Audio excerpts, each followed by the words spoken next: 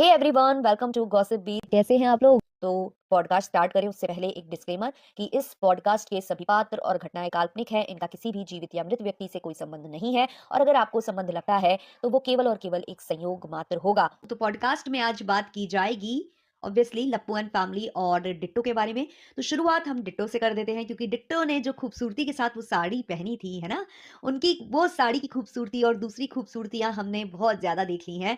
और लिटरली मुझे वो मूवी याद आ गई जो कि अभी मैंने हाल में ही देखी है, मिसेस मूवी। उस मूवी में मैंने ये देखा था कि जो सिंक होता है उसमें पानी लबालब भरा रहता है ना, और उसकी जो सास होती है मिसेस मूवी में, जो कि सानिया मल्होत्रा की सास का रोल प्ले करती हैं, वो हाथ डालकर उसमें से वो गंदगी निकालती है, उसके बाद उसका पानी धीमे धीमे निकलता है ना। और ये सब देखकर बहुत अनहाइजीनिक फील होता है देखने वाले को। यहाँ तक कि सानिया मल्होत्रा भी वो चीज देखकर बहुत ज्यादा इरिटेट हो जाती हैं। और उस मूवी में बेसिकली जो उसका एंड है ना, वो उसी सिंक के पानी से होता है। तो वो सब जब मैंने इनके व्लॉग में देखा ना कि सेम वैसे ही सिंक में पानी भरा हुआ है और ये बर्तन धो रही है वहां पर, छी यार छी। कौन करता है ऐसे? कौन करता है? सिर्फ इनको बाहरी जो कहते हैं ना, इनको बाहर अपना चिकन पट्टी करके ये लोग घूमते हैं और अपने आप को समझते हैं कि ये पता नहीं क्या है। इन्फ्लुएंसर्स के घर ऐसे होते हैं क्या? क्या करते हैं ये दिन रात अपने घर में? इनके पास इतना वक्त नहीं है कि ये रिपेयर करा सकें, ये सब चीजें जो गड़बड़ है इनके घर में उसको ठीक करा सकें। कितना अनहाइजीनिक है यार, कितना अनहाइजीनिक है। ऐसे में खाना बनना, मतलब सब कुछ करना यार, यक यक। और मतलब ऐसे ही करके सब, और वो रेडी वेडी हो रही हैं और मतलब बनकर बाहर क्या निकल रही हैं कि भाई मैं तो हुस्न परी, मैं जाने जहां, सबसे हंसी सबसे जवां, ये करके निकल रही हैं। कोई सोच सकता है इनको, जिन्होंने जिन्होंने इनके व्लॉग नहीं देखे होंगे और जो केवल इनको मतलब ऐसे देखते होंगे ना बाहर, अरे वाह यार ये लड़की तो मतलब कोई बड़ी इन्फ्लुएंसर है शायद, है ना, उनको क्या मालूम इनके घर में क्या हालते हैं यार, क्या हालते हैं। कितने कहते हैं ना कि लीचड़पने से ये लोग रहते हैं। ऊपर से वो साड़ी, इतनी वाहियात वो साड़ी थी, बिल्कुल भी मुझे अच्छी नहीं लगी है। हो सकता है कुछ लोगों को अच्छी लगी हो और शायद वो साड़ी अच्छी लगती भी, बट इनके बॉडी पर तो बिल्कुल भी सूट नहीं कर रही थी। और ये हमेशा ऐसे ही कपड़े पहनती है जो इनको सूट ना करें। इन्होंने जो लप्पी एंड जो लप्पू जी हैं, उनकी जो एनिवर्सरी में भी जो कपड़े कुछ पहने थे, वहां पर इन्होंने एक ब्लैक कलर का गाउन पहना था जो मुझे पसंद आया था। पर्सनली वो गाउन मुझे अच्छा लगा था, बट वो इनकी बॉडी पर तो बिल्कुल अच्छा नहीं लग रहा था। क्योंकि अगर आपको कोई कपड़े पहनने हो तो आप उस हिसाब से ना डाइट फॉलो करते हो, उस हिसाब से आप अपने कहते हैं ना शरीर को ढालते हो। पहननी वेस्टर्न साड़ी है लेकिन आप उसको कैरी नहीं कर पा रहे हो। ऊपर से एटीट्यूड लेवल इनका तैयार होने के बाद नेक्स्ट लेवल था, नेक्स्ट लेवल। बहुत सारे कमेंट्स इन्हें रिसीव हुए थे, बहुत सारे कमेंट्स इन्हें रिसीव हुए थे रिगार्डिंग लप्पी, कि आप उसको बहुत ज्यादा इग्नोर कर रहे हो। और मैंने जो बताया आपको कि लप्पी तिरछी निगाहों से इन्हें देख रही थी, क्योंकि कहीं ना कहीं लप्पी को भी अंदर अंदर ये फील होता है कि वो मुझसे ज्यादा बेटर है। और जब तक आप खुद ये चीज सोचते रहोगे ना, कोई फायदा नहीं है, आप में कॉन्फिडेंस आएगा ही नहीं। उसको देखो यार, मतलब कॉन्फिडेंस, ओवर कॉन्फिडेंस है उसके अंदर तो, डिट्टो महारानी के अंदर। लेकिन जो लप्पी है उनका कॉन्फिडेंस वही लूज हो जाता है जैसे ही डिट्टो महारानी की होती है एंट्री। तो यार ये लोग बहुत ही अजीब वो गरीब लोग हैं। इसके बाद जो लप्पू हैं वो पहुंच जाते हैं डिट्टो महारानी के घर, और उनको तो बस मौका चाहिए होता है। गए थे वहीं पास में फंक्शन था, घर लौटते में लेट हो जाता, नींद के झरोके आने लगे तो जाकर सो गए इनके घर पर। फिर सुबह उठे और वहीं पर जो है चालू हो गई बकवासें इनकी।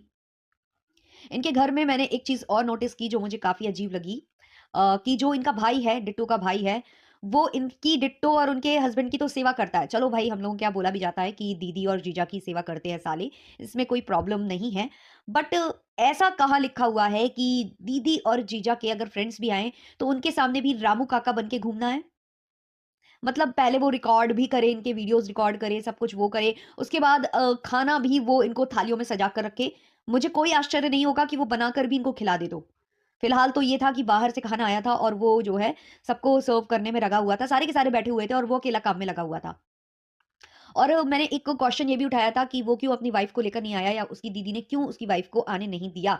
तो इनका कहना है कि हमारे यहाँ ऐसे रिवाज हैं कि सवा महीने तक नहीं निकलती है बहू। तो मुझे लगता है कि वो सेम रिवाज लड़के भी के ऊपर भी लगना चाहिए, क्योंकि शादी तो दोनों हुई है, दाम्पत्य जीवन में तो दोनों आए हैं, दोनों ने मिलकर साथ फेरे लिए हैं, तो सवा महीने तक दोनों को ही अंदर रखना चाहिए। बट नहीं, लड़का निकल सकता है क्योंकि इनके पास तर्क है कि वो काम करने निकलता है, वो घर का भरण पोषण करने निकलता है।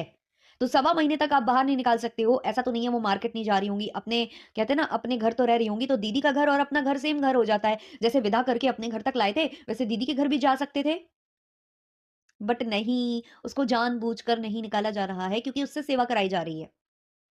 उसको सेवा कराई जा रही है और यहाँ पर अगर वो आ जाएगी तो भैया का काम में मन नहीं लगेगा ना, फिर वो वाइफ के आगे पीछे घूमेंगे, उनके आगे दुम हिलाएँगे। नई-नई शादी जो हुई है, तो इससे जो बहन है उसको इनसिक्योरिटी हो सकती है। उसके अलावा मैंने कुछ चीज़ें और नोटिस की हैं जो कि डिट्टो व्लॉग में बोल रही थी कि अब बाहर मत निकलना, अपना ख़्याल रखना।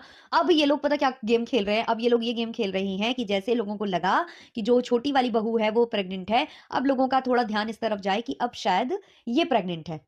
इन्होंने कहा अब नहीं निकलना, ख़्याल रखना, घर में रहना और वहाँ पर जो लप्पी है वो भी बोल रही थी कि हाँ, अभी तो नहीं निकलेंगे, लेकिन होली के बाद निकलेंगे। मतलब इन लोगों को घर में इनके पैर टिकते ही नहीं है। इन्हें तो बस कोई बोल दे छू, छू, छू, छू, छू, छू, छू मतलब जो खो होता है ना, खो दे देते हैं, तो भागता है वो बंदा जिसको खो दिया जाता है। ऐसे इनको थोड़ा-सा इतना बोलना होता है, "आजा, आजा मेरे घर आजा।" बस ये दौड़ते हुए निकल लेते हैं। और इनकी माताजी, वो गई हैं रोते-रोते इनके घर से। ये वहाँ अवेलेबल भी नहीं थे और माताजी इनके लिए रुकी भी नहीं, वहाँ से निकल गईं। क्यों? क्योंकि उन्हें मालूम था कि इन लोगों को उनसे कोई लेना-देना नहीं है। वो बीमार थीं, काफ़ी ज़्यादा बीमार थीं और उनको हॉस्पिटल ले जाने का भी किसी के पास टाइम नहीं था, वो खुद भी नहीं जा पा रही थी। इसलिए वो बार-बार अपना घर याद कर रही थी, वो अपने पति को याद कर रही थी और वो चली गईं। और जब वो गई हैं, तो स्टेशन पर वो रो रही थीं। क्यों रो रही थी? ऐसा क्या हुआ? कुछ उन्होंने शब्द भी बोले हैं जो मुझे याद नहीं आ रहे हैं, आप लोगों को याद हो तो कमेंट सेक्शन में लिखना। वो कुछ बोल भी रही थी, जैसे कि मतलब वो कुछ अंदर से दुखी हैं। तो कहीं न कहीं वो यही चाहती थी जो वो अपने कई व्लॉग्स में बोल भी चुकी हैं, कि जो बहू और उनके बेटे हैं, वो घर में रहें, ज़्यादा घूमे-फिरे नहीं और अपना परिवार जो है वो आगे बढ़ाने के बारे में सोचें। उनका हमेशा यही चीज़ रहा है, वो हमेशा ये चीज़ बोलती आई हैं। लेकिन इन लोगों को कोई फ़र्क नहीं पड़ता, ये उनकी बात नहीं सुनते और इसी चीज़ से वो कई बार खफ़ा हो जाती हैं। और शायद उन्हें ये भी चीज़ अच्छी नहीं लगी कि माँ बीमार थी और उनको एज़ इट इज़ छोड़कर जो बेटा-बहू हैं, वो निकल जाते हैं किसी इवेंट में। इवेंट नहीं था वो शादी का फंक्शन था यार, बट खुद जो डिट्टो के हस्बैंड जी हैं, वो भी बोल रहे थे हम इवेंट में जा रहे हैं। क्योंकि ये हर एक चीज़ को इवेंट सोचते हैं क्योंकि इनका व्लॉग वाला वहाँ पर काम होता है, कोलैबोरेशन होता है, तो ये उसे इवेंट कहकर ही पुकारते हैं। और एक चीज़ मैंने और नोटिस की है कि जो लप्पू है, वो क्या करता है, वो बार-बार ज़ूम इन, ज़ूम आउट करता है कैमरा किसके मुँह पर लगाकर? डिट्टो के मुँह पर लगाकर। ये मैंने आज नोटिस किया है काफ़ी ज़्यादा उसने डिट्टो की तरफ कैमरा घुमाया है, फिर बार-बार ज़ूम किया है। जबकि अपनी वाइफ़ की साइड उसने ये चीज़ नहीं की है। और इनकी वाइफ़ की रील कौन शूट कर रहा है? प्रमोशन की रील डिट्टो के राजा शूट कर रहे हैं। जब आपका पति वहाँ अवेलेबल है, तो वो कैमरा लगाएगा डिट्टो के मुँह पर और इनको अगर कोई रील शूट करनी है, तो उसके लिए उनके कैमरामैन बनेंगे डिट्टो के राजा। तो ये क्या संदेश देना चाहते हैं समाज में? वो अक्षय कुमार का एक वो आता है ना अजनबी मूवी का, वो एक्सचेंज वाला करके यूँ करके, वो चीज़ मेरे दिमाग में आ जाती है कई बार इन लोगों को देखकर। हालाँकि ऐसा है नहीं, बट ये लोग कैमरे पर जानबूझकर ये चीज़ दिखाने की कोशिश करते हैं, क्योंकि इनको मालूम है कि इसका मुद्दा बनेगा। तो ये कुछ बातें थी जो मैंने नोटिस की हैं, इसके अलावा भी अगर आपने कुछ नोटिस किया है तो आप कमेंट सेक्शन में ज़रूर बताना, तो उसको हम अगले पॉडकास्ट में ज़रूर कवर करेंगे। और ऐसे वीडियोज़ देखने के लिए हमारे चैनल को सब्सक्राइब कर लेना, बेल बटन पे हिट कर लेना। मिलते हैं नेक्स्ट वाले पॉडकास्ट में, तब तक के लिए बाय-बाय।